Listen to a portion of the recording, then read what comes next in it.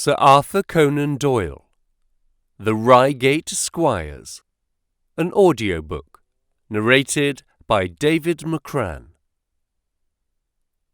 It was some time before the health of my friend Mr. Sherlock Holmes recovered from the strain caused by his immense exertions in the spring of '87.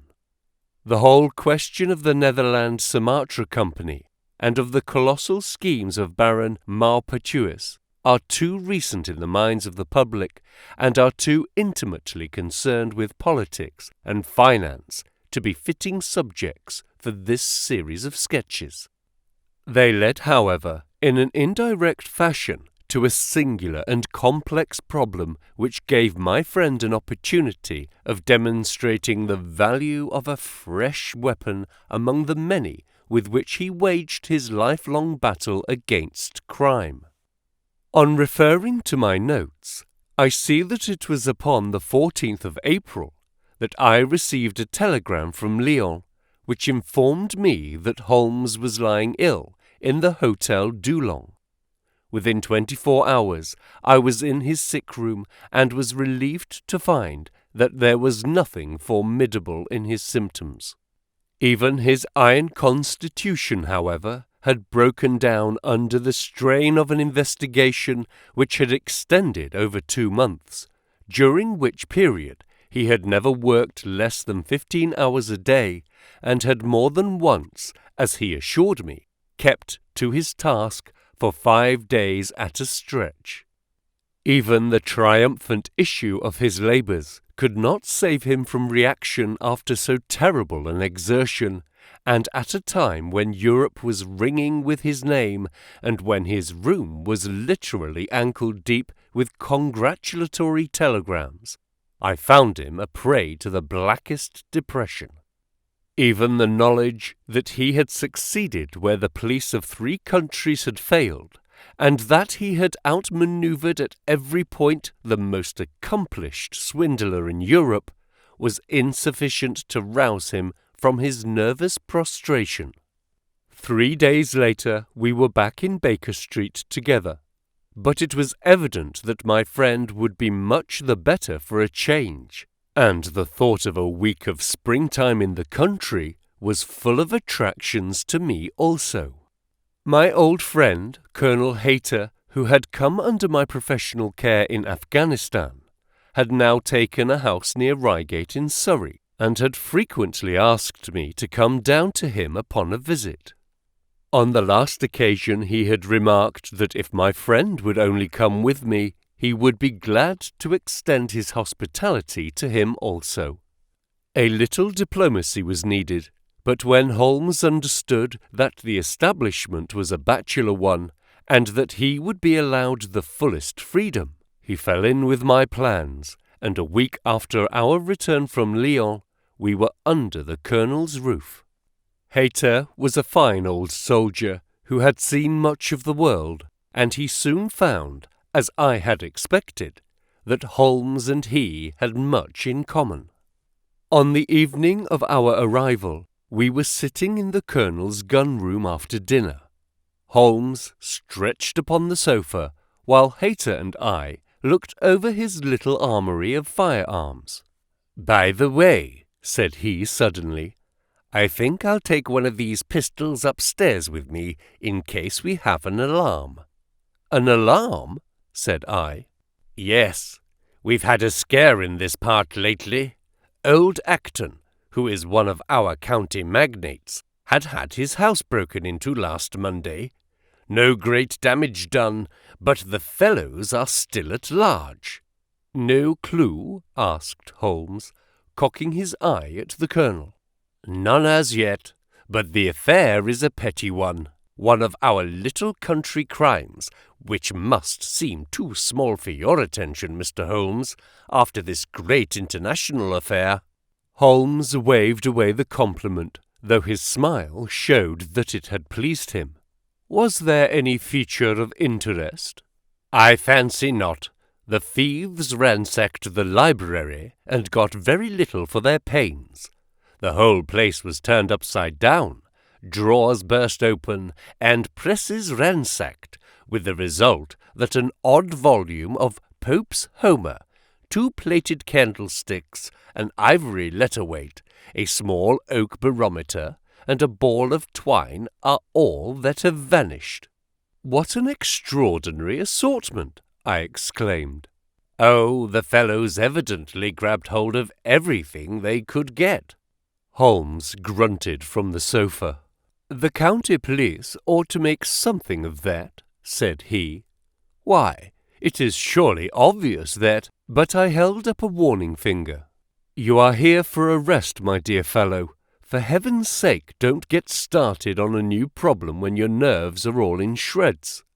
Holmes shrugged his shoulders with a glance of comic resignation towards the Colonel, and the talk drifted away into less dangerous channels.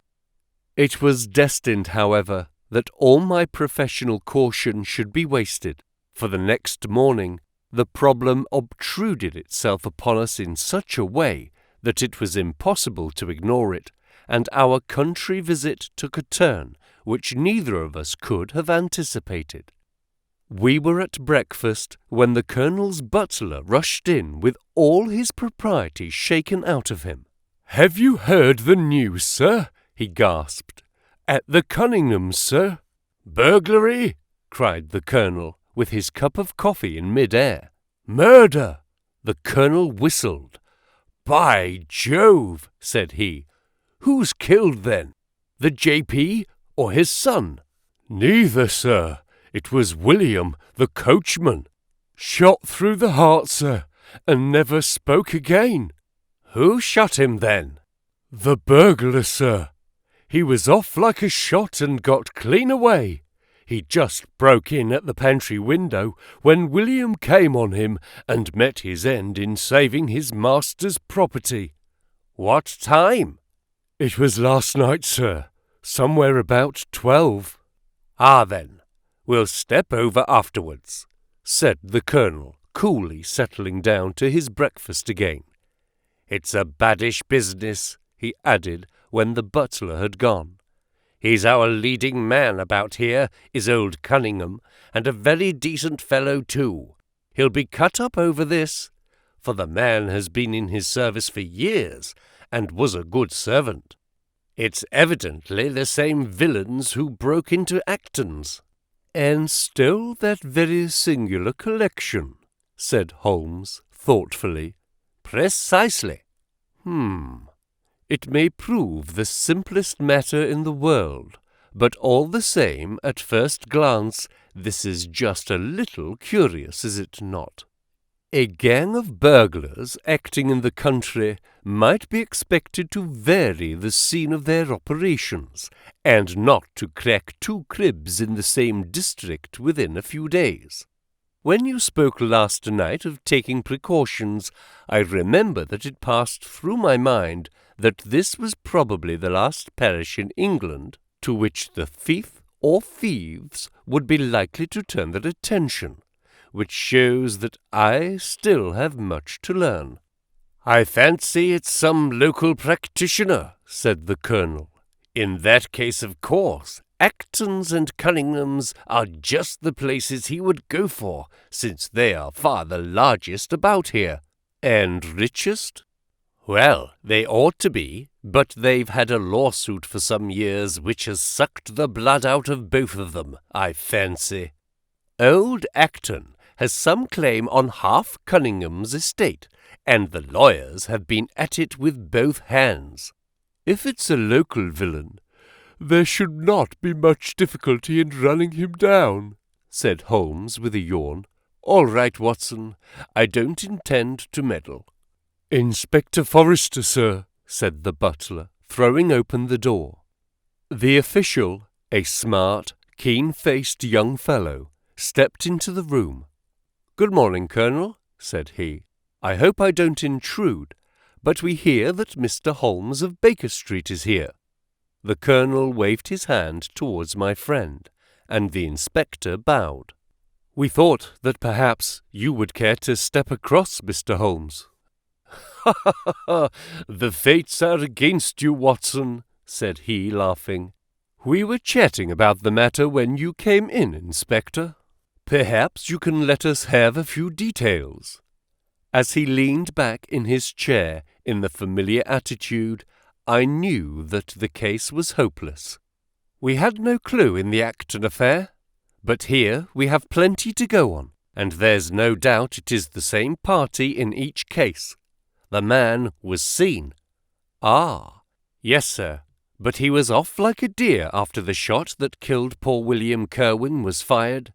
Mr. Cunningham saw him from the bedroom window, and Mr. Alec Cunningham saw him from the back passage. It was 12:15 when the alarm broke out. Mr. Cunningham had just got into bed, and Mr. Alec was smoking a pipe in his dressing gown. They both heard William, the coachman, calling for help, and Mr. Alec ran down to see what was the matter. The back door was open, and as he came to the foot of the stairs, he saw two men wrestling together outside. One of them fired a shot, the other dropped, and the murderer rushed across the garden and over the hedge. Mr. Cunningham, looking out of his bedroom, saw the fellow as he gained the road, but lost sight of him at once. Mr. Alec stopped to see if he could help the dying man, and so the villain got clean away. Beyond the fact that he was a middle-sized man and dressed in some dark stuff, we have no personal clue. But we are making energetic inquiries, and if he is a stranger, we shall soon find him out. What was this William doing there? Did he say anything before he died? Not a word. He lives at the lodge with his mother, and as he was a very faithful fellow, we imagine that he walked up to the house with the intention of seeing that all was right there. Of course, this Acton business has put everyone on their guard. The robber must have just burst open the door. The lock had been forced, when William came upon him. Did William say anything to his mother before going out? She is very old and deaf, and we can get no information from her. The shock has made her half-witted, but I understand that she was never very bright. There is one very important circumstance, however. Look at this. He took a small piece of torn paper from a notebook and spread it upon his knee. This was found between the finger and thumb of the dead man. It appears to be a fragment torn from a larger sheet. You will observe that the hour mentioned upon it is the very time at which the poor fellow met his fate. You see that his murderer might have torn the rest of the sheet from him, or he might have taken this fragment from the murderer. It reads almost as though it were an appointment. Holmes took up the scrap of paper, a facsimile of which is here reproduced. "Presuming that it is an appointment," continued the inspector, "it is of course a conceivable theory that this William Kerwin, though he had the reputation of being an honest man, may have been in league with the thief. He may have met him there, may even have helped him to break in the door, and then they may have fallen out between themselves." "This writing is of extraordinary interest," said Holmes, who had been examining it with intense concentration. "These are much deeper waters than I thought."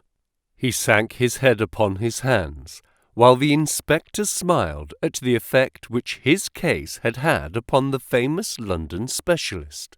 "Your last remark," said Holmes presently, "as to the possibility of there being an understanding between the burglar and the servant, and this being a note of appointment from one to the other, is an ingenious and not entirely impossible supposition. But this writing opens up—" He sank his head into his hands again and remained for some minutes in the deepest thought. When he raised his face again, I was surprised to see that his cheek was tinged with colour, and his eyes as bright as before his illness. He sprang to his feet with all his old energy. "I'll tell you what," said he. "I should like to have a quiet little glance into the details of this case. There is something in it which fascinates me extremely."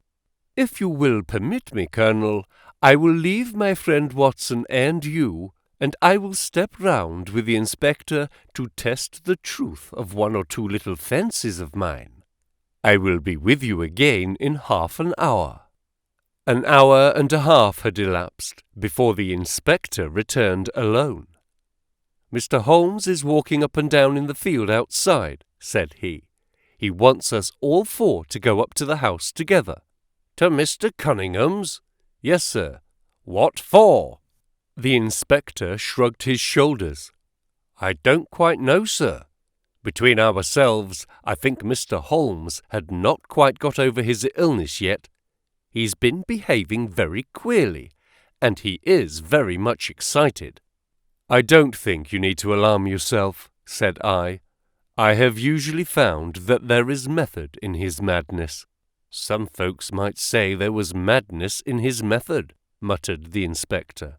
"But he's all on fire to start, Colonel, so we had best go out if you are ready." We found Holmes pacing up and down in the field, his chin sunk upon his breast, and his hands thrust into his trousers pockets. "The matter grows in interest," said he. "Watson, your country trip has been a distinct success. I have had a charming morning." "You have been up to the scene of the crime, I understand," said the Colonel. "Yes. The inspector and I have made quite a little reconnaissance together." "Any success?" "Well, we have seen some very interesting things. I'll tell you what we did as we walk. First of all, we saw the body of this unfortunate man. He certainly died from a revolver wound as reported." "Had you doubted it then?" "Oh, it is as well to test everything. Our inspection was not wasted. We then had an interview with Mr. Cunningham and his son, who were able to point out the exact spot where the murderer had broken through the garden hedge in his flight. That was of great interest. Then we had a look at this poor fellow's mother. We could get no information from her, however, as she is very old and feeble." "And what is the result of your investigations?" "The conviction that the crime is a very peculiar one. Perhaps our visit now may do something to make it less obscure. I think that we both agree, Inspector, that the fragment of paper in the dead man's hand, bearing, as it does, the very hour of his death written upon it, is of extreme importance. It should give a clue, Mr. Holmes." "It does give a clue. Whoever wrote that note was the man who brought William Cowan out of his bed at that hour. But where is the rest of that sheet of paper?" "I examined the ground carefully in the hope of finding it," said the inspector. "It was torn out of the dead man's hand. Why was someone so anxious to get possession of it? Because it incriminated him. And what would he do with it? Thrust it into his pocket most likely, never noticing that a corner of it had been left in the grip of the corpse. If we could get the rest of that sheet, it is obvious that we should have gone a long way towards solving the mystery." "Yes, but how can we get the criminal's pocket before we catch the criminal?" Well, it was worth thinking over. Then there is another obvious point. The note was sent to William. The man who wrote it could not have taken it. Otherwise, of course, he might have delivered his own message by word of mouth. Who brought the note then? Or did it come through the post?" "I have made inquiries," said the inspector. "William received a letter by the afternoon post yesterday. The envelope was destroyed by him." "Excellent!" cried Holmes, clapping the inspector on the back. "You've seen the postman. It is a pleasure to work with you. Well, here is the lodge, and if you will come up, Colonel, I will show you the scene of the crime." We passed the pretty cottage where the murdered man had lived, and walked up an oak-lined avenue to the fine old Queen Anne house, which bears the date of Malplaquet upon the lintel of the door. Holmes and the inspector led us round it until we came to the side gate, which is separated by a stretch of garden from the hedge which lines the road. A constable was standing at the kitchen door. "Throw open the door, officer," said Holmes. Now, it was on those stairs that young Mr. Cunningham stood and saw the two men struggling just where we are. Old Mr. Cunningham was at that window, the second on the left, and he saw the fellow get away just to the left of that bush. Then Mr. Alec ran out and knelt beside the wounded man. The ground is very hard, you see, and there are no marks to guide us. As he spoke, two men came down the garden path from round the angle of the house. The one was an elderly man with a strong, deep-lined, heavy-eyed face. The other a dashing young fellow whose bright, smiling expression and showy dress were in strange contrast with the business which had brought us there. "Still at it, then?" said he to Holmes. "I thought you Londoners were never at fault. You don't seem to be so very quick after all." "Ah, you must give us a little time," said Holmes good-humouredly. "You'll want it," said young Alec Cunningham. "Why, I don't see that we have any clue at all." "There's only one," answered the inspector. "We thought that if we could only find—" "Good heavens, Mr. Holmes! What is the matter?" My poor friend's face had suddenly assumed the most dreadful expression. His eyes rolled upwards, his features writhed in agony, and with a suppressed groan he dropped on his face upon the ground. Horrified at the suddenness and severity of the attack, we carried him into the kitchen, where he lay back in a large chair and breathed heavily for some minutes. Finally, with a shamefaced apology for his weakness, he rose once more. "Watson would tell you that I have only just recovered from a severe illness," he explained. "I am liable to these sudden nervous attacks." "Shall I send you home in my trap?" asked old Cunningham. "Well, since I'm here, there is one point on which I should like to feel sure. We can very easily verify it." "What was it?" "Well, it seems to me that it is just possible that the arrival of this poor fellow William was not before, but after the entrance of the burglar into the house. You appear to take it for granted that, although the door was forced, the robber never got in." "I fancy that is quite obvious," said Mr. Cunningham gravely.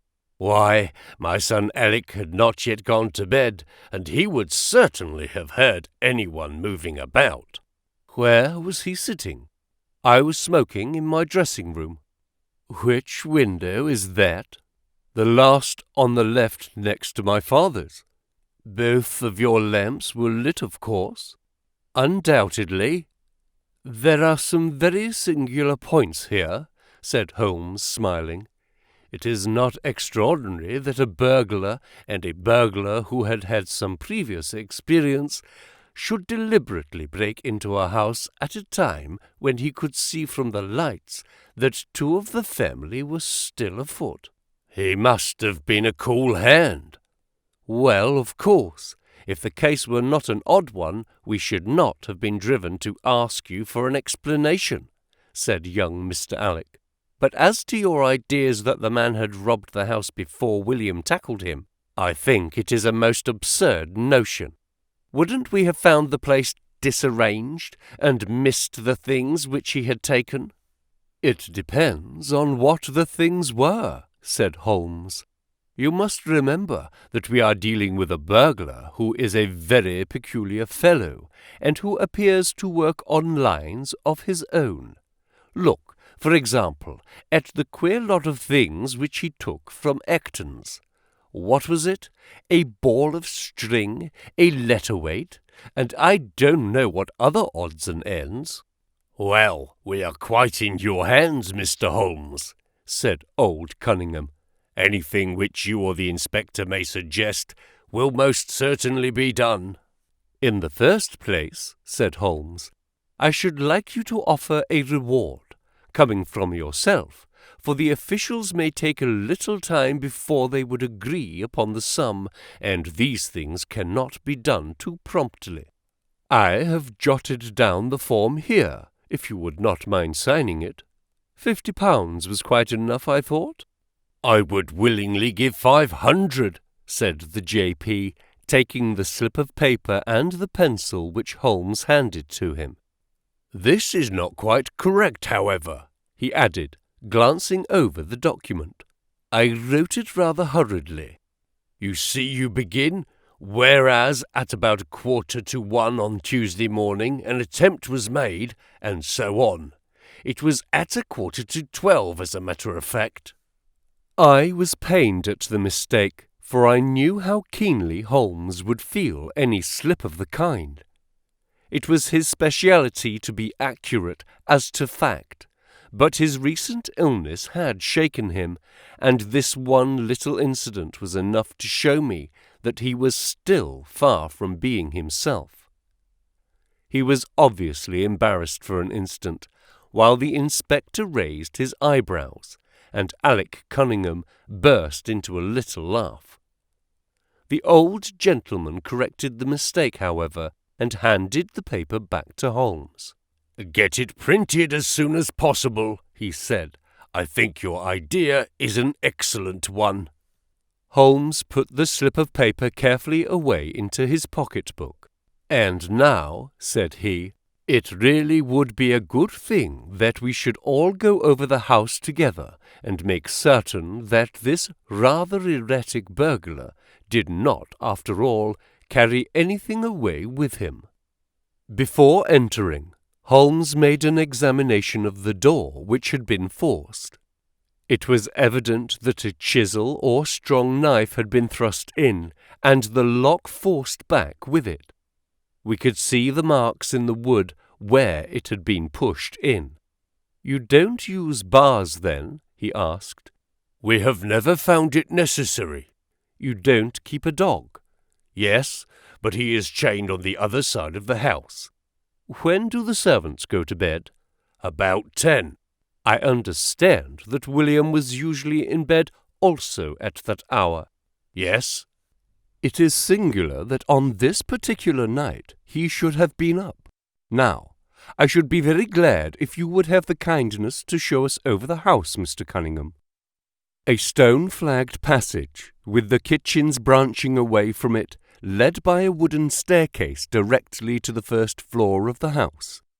It came out upon the landing opposite to a second, more ornamental stair which came up from the front hall.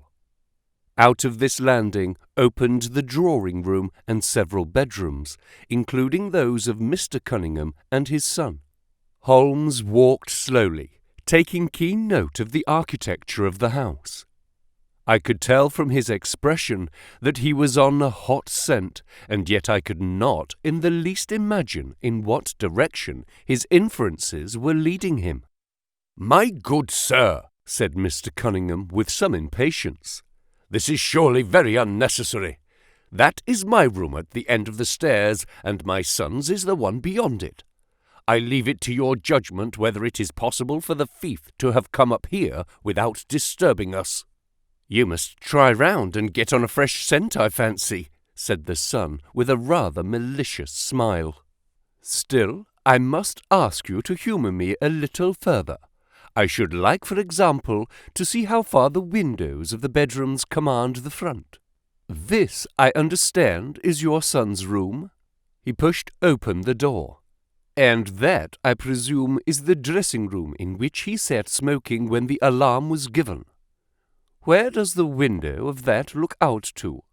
He stepped across the bedroom and pushed open the door, and glanced round the other chamber. "I hope that you are satisfied now," said Mr. Cunningham tartly. "Thank you. I think I have seen all that I wished." "Then, if it is really necessary, we can go into my room." "If it is not too much trouble." The J.P. shrugged his shoulders and led the way into his own chamber, which was a plainly furnished and commonplace room. As we moved across it in the direction of the window, Holmes fell back until he and I were the last of the group. Near the foot of the bed stood a dish of oranges and a carafe of water. As we passed it, Holmes, to my unutterable astonishment, leaned over in front of me and deliberately knocked the whole thing over. The glass smashed into 1,000 pieces, and the fruit rolled about into every corner of the room. "You've done it now, Watson," said he coolly. "A pretty mess you have made of the carpet." I stood in some confusion and began to pick up the fruit, understanding for some reason my companion desired me to take the blame upon myself. The others did the same and set the table on its legs again. "Hullo!" cried the inspector. "Where's he got to?" Holmes had disappeared. "Wait here an instant," said young Alec Cunningham. "The fellow is off his head in my opinion.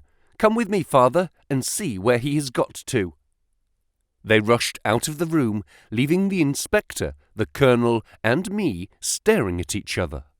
"'Pon my word, I'm inclined to agree with Master Alec," said the official. "It may be the effect of his illness, but it seems to me that—" His words were cut short by a sudden scream of "Help! Help! Murder!" With a thrill I recognized the voice of that of my friend.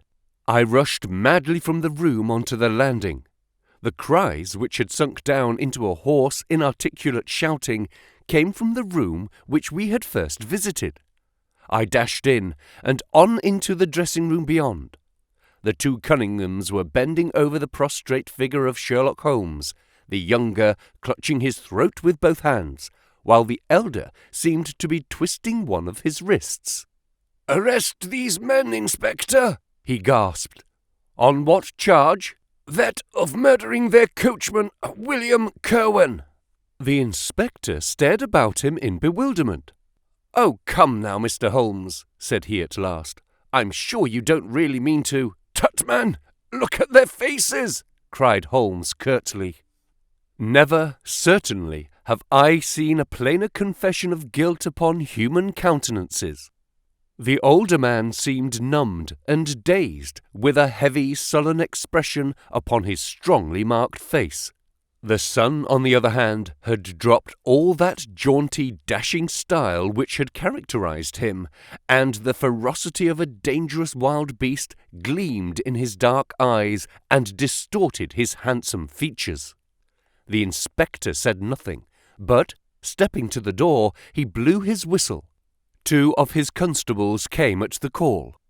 "I have no alternative, Mr. Cunningham," said he. "I trust that this may all prove to be an absurd mistake, but you can see that—" "Ah, would you? Drop it!" He struck out with his hand, and a revolver which the younger man was in the act of cocking clattered down upon the floor. "Keep that," said Holmes, quietly putting his foot upon it. "You will find it useful at the trial. But this is what we really wanted." He held up a little crumpled piece of paper. "The remainder of the sheet," cried the inspector. "Precisely. And where was it?" "Where I was sure it must be. I'll make the whole matter clear to you presently. I think, Colonel, that you and Watson might return now, and I will be with you again in an hour at the furthest. The inspector and I must have a word with the prisoners, but you will certainly see me back at luncheon time." Sherlock Holmes was as good as his word, for about 1 o'clock he rejoined us in the Colonel's smoking-room. He was accompanied by a little elderly gentleman, who was introduced to me as the Mr. Acton whose house had been the scene of the original burglary. "I wished Mr. Acton to be present while I demonstrated this small matter to you," said Holmes, "for it is natural that he should take a keen interest in the details. I'm afraid, my dear Colonel, that you must regret the hour that you took in such a stormy petrel as I am." "On the contrary," answered the Colonel warmly, "I consider it the greatest privilege to have been permitted to study your methods of working. I confess that they quite surpass my expectations, and that I am utterly unable to account for your result. I have not yet seen the vestige of a clue. I am afraid that my explanation may disillusionize you, but it has always been my habit to hide none of my methods, either from my friend Watson or from anyone who might take an intelligent interest in them. But first, as I am rather shaken by the knocking about which I had in the dressing-room, I think that I shall help myself to a dash of your brandy, Colonel. My strength has been rather tried of late. I trust that you had no more of those nervous attacks. Sherlock Holmes laughed heartily. "Ha, ha, ha, ha, ha! We will come to that in its turn," said he. "I will lay an account of the case before you in its due order, showing you the various points which guided me in my decision. Pray, interrupt me if there is any inference which is not perfectly clear to you. It is of the highest importance in the art of detection to be able to recognize out of a number of facts which are incidental and which are vital. Otherwise your energy and attention must be dissipated instead of being concentrated. Now, in this case, there was not the slightest doubt in my mind from the first that the key of the whole matter must be looked for in the scrap of paper in the dead man's hand. Before going into this, I would draw your attention to the fact that if Alec Cunningham's narrative was correct, and if the assailant, after shooting William Kirwan, had instantly fled, then it obviously could not be he who tore the paper from the dead man's hand. But if it was not he, it must have been Alec Cunningham himself, for by the time that the old man had descended, several servants were upon the scene. The point is a simple one, but the inspector had overlooked it because he had started with the supposition that these county magnates had had nothing to do with the matter. Now, I make a point of never having any prejudices, and of following docilely wherever fact may lead me, and so, in the very first stage of the investigation, I found myself looking a little askance at the part which had been played by Mr. Alec Cunningham. And now I made a very careful examination of the corner of the paper which the inspector had submitted to us. It was at once clear to me that it formed part of a very remarkable document. Here it is. Do you not now observe something very suggestive about it? "It has a very irregular look," said the Colonel. "My dear sir," cried Holmes, "there cannot be the least doubt in the world that it has been written by two persons doing alternate words. When I draw your attention to the strong T's of at and to, and ask you to compare them with the weak ones of quarter and 12, you will instantly recognize the fact.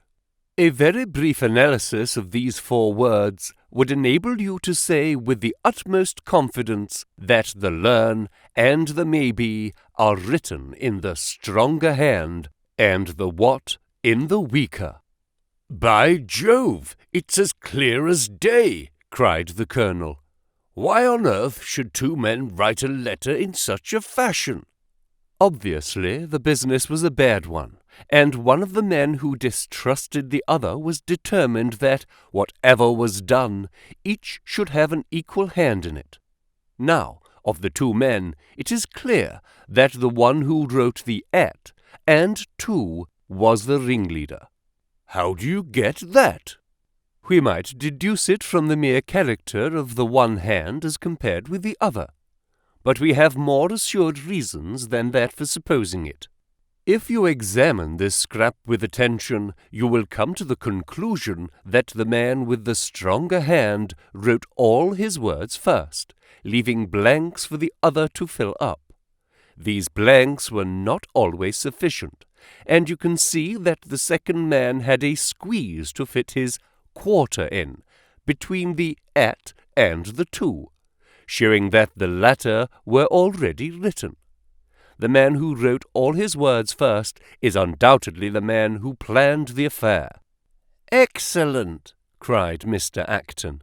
"But very superficial," said Holmes. "We come now, however, to a point which is of importance. You may not be aware that the deduction of a man's age from his writing is one which has been brought to considerable accuracy by experts.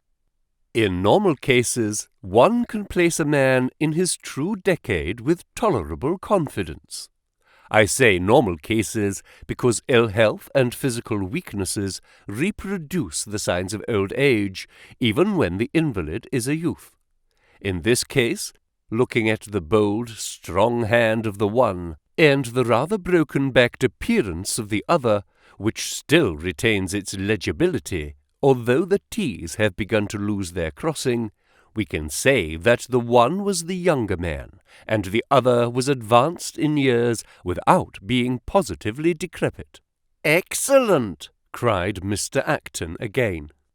"There is a further point, however, which is subtler and of greater interest. There is something in common between these hands. They belong to men who are blood relatives. It may be most obvious to you in the Greek E's, but to me there are many small points which indicate the same thing. I have no doubt at all that a family mannerism can be traced in these two specimens of writing. I am only, of course, giving you the leading results now of my examination of the paper.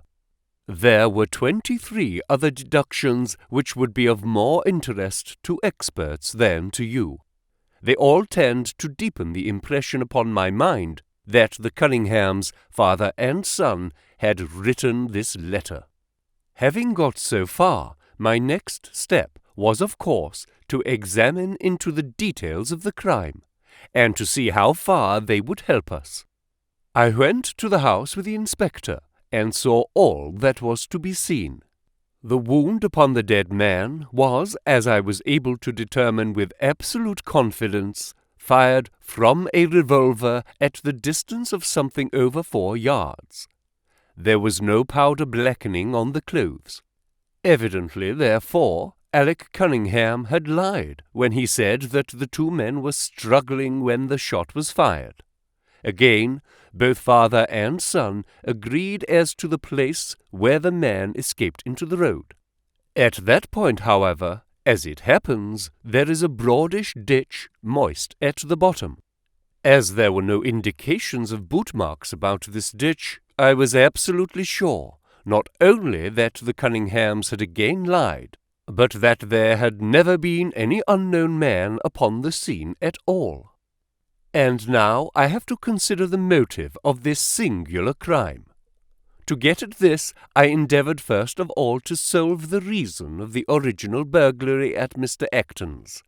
I understood, from something which the Colonel told us, that a lawsuit had been going on between you, Mr. Acton, and the Cunninghams.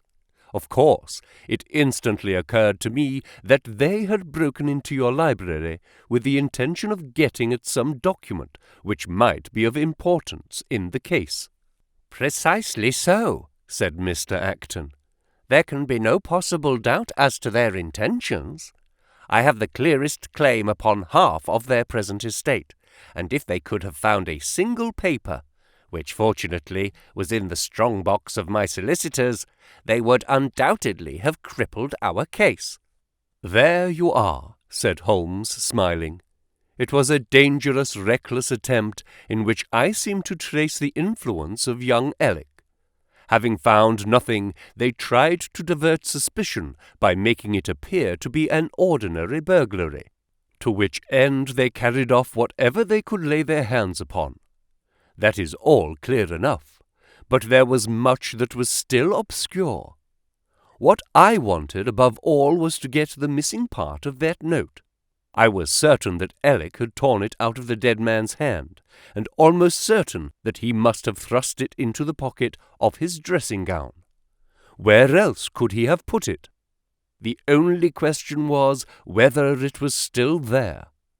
It was worth an effort to find out, and for that object we all went up to the house. The Cunninghams joined us, as you doubtless remember, outside the kitchen door. It was, of course, of the very first importance that they should not be reminded of the existence of this paper, otherwise they would naturally destroy it without delay. The inspector was about to tell them the importance which we attached to it, when, by the luckiest chance in the world, I tumbled down in a sort of fit, and so changed the conversation. "Good heavens!" cried the Colonel, laughing. "Do you mean to say all our sympathy was wasted, and your fit an imposture?" "Speaking professionally, it was admirably done," cried I, looking in amazement at this man who was forever confounding me with some new phase of his astuteness. "It is an art which is often useful," said he. "When I recovered, I managed, by a device which had perhaps some little merit of ingenuity, to get old Cunningham to write the word 12, so that I might compare it with the 12 upon the paper." "Oh, what an ass I've been!" I exclaimed. "I could see that you were commiserating me over my weakness," said Holmes, laughing. "I was sorry to cause you sympathetic pain, which I know that you felt." We then went upstairs together, and having entered the room and seen the dressing-gown hanging up behind the door, I contrived, by upsetting a table, to engage their attention for the moment, and slipped back to examine the pockets. I had hardly got the paper, however, which was, as I had expected, in one of them, when the two Cunninghams were on me, and would, I verily believe, have murdered me then and there, but for your prompt and friendly aid. As it is, I feel that young man's grip on my throat now, and the father has twisted my wrist round in an effort to get the paper out of my hand. They saw that I must know all about it, you see, and the sudden change from absolute security to complete despair made them perfectly desperate. I had a little talk with old Cunningham afterwards as to the motive of the crime. He was tractable enough, though his son was a perfect demon, ready to blow out his own or anybody else's brains if he had got to his revolver. When Cunningham saw that the case against him was so strong, he lost all heart, and made a clean breast of everything. It seems that William had secretly followed his two masters on the night when they made their raid upon Mr. Acton's, and having thus got them into his power, proceeded, under threats of exposure, to levy blackmail upon them. Mr. Alec, however, was a dangerous man to play games of that sort with. It was a stroke of positive genius on his part to see in the burglary scare which was convulsing the countryside an opportunity of plausibly getting rid of the man whom he feared. William was decoyed up and shot, and had they only got the whole of the note and paid a little more attention to detail in the accessories, it is very possible that suspicion might never have been aroused. "And the note?" I asked. Sherlock Holmes placed the subjoined paper before us. "If you will only come round at 11:45 to the East Gate, you will learn what will very much surprise you, and may be of the greatest service to you, and also to Annie Morrison. But say nothing to anyone upon the matter." "It is very much the sort of thing that I expected," said he. "Of course, we do not yet know what the relations may have been between Alec Cunningham, William Kirwan, and Annie Morrison. The results shows that the trap was skilfully baited. I am sure that you cannot fail to be delighted with the traces of hereditary shown in the P's and in the tails of the G's. The absence of the I dots in the old man's writing is also most characteristic.